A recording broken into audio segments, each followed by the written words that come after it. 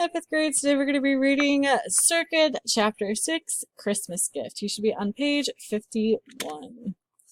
A few days before Christmas, Papa decided to move from the cotton labor camp in Cocoran to look for work elsewhere. We were one of the last families to leave because Papa felt obligated to stay until the rancher's cotton had been all picked.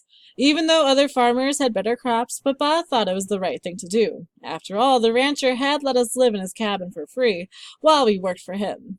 I did not mind too much moving for the third time that year. It rained most of the time we were there, and Papa, Mama, and Roberto went days without work.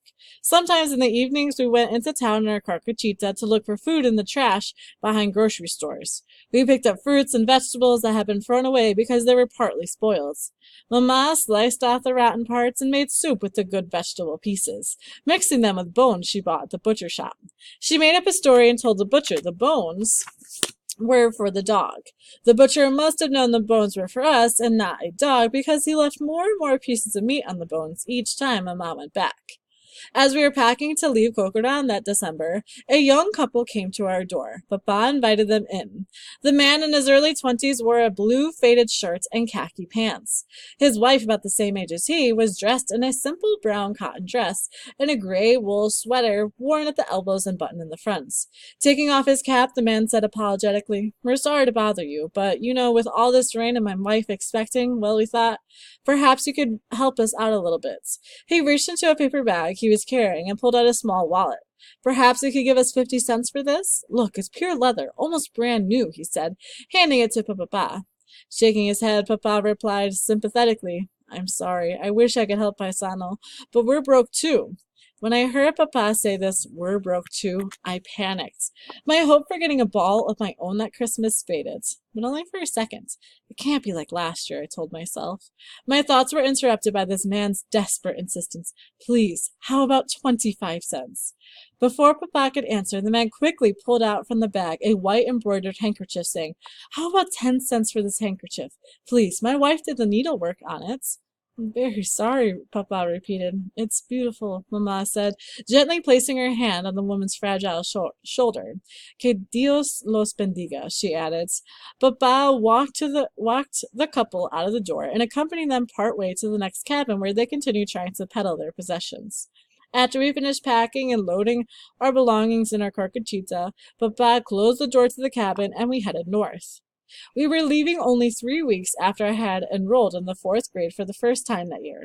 As we drove by the school, I saw some kids I knew on the playground. I imagined myself playing with them with the ball I got for Christmas. I waved to them, but they did not see me.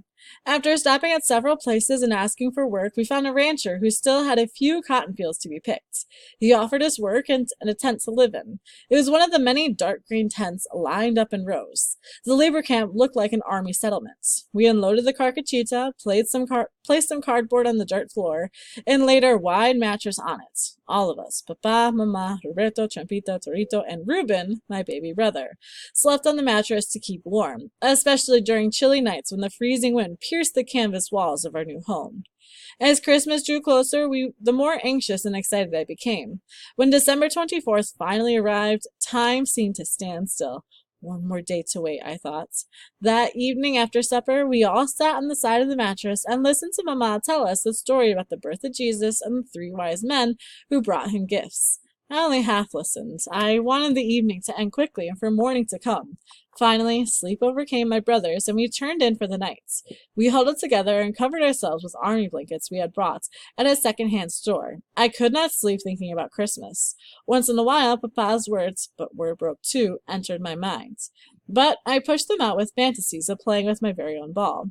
Thinking we were all asleep, Mama quietly slipped out of bed and lit the kerosene lamp. I covered my head with the blankets, and through a hole in it I watched her, trying to see what gift she was going to wrap. But she sat behind some wooden crates that served as the table and blocked my view. I could see only her weather-worn face. The shadow cast by the dim light made the circles under her eyes look even darker. As she began to wrap the gifts, silent tears ran down her cheeks. I did not know why. At dawn, my brothers and I scrambled to get the presents that had been placed next to our shoes. I picked mine up and nervously tore at the butcher paper wrapping a bag of candy. Roberto, Trampita, and Chorito looked sadly at me and at each other. They, too, had received a bag of candy. Searching for words to tell Mamma how I felt, I looked up at her. Her eyes were full of tears.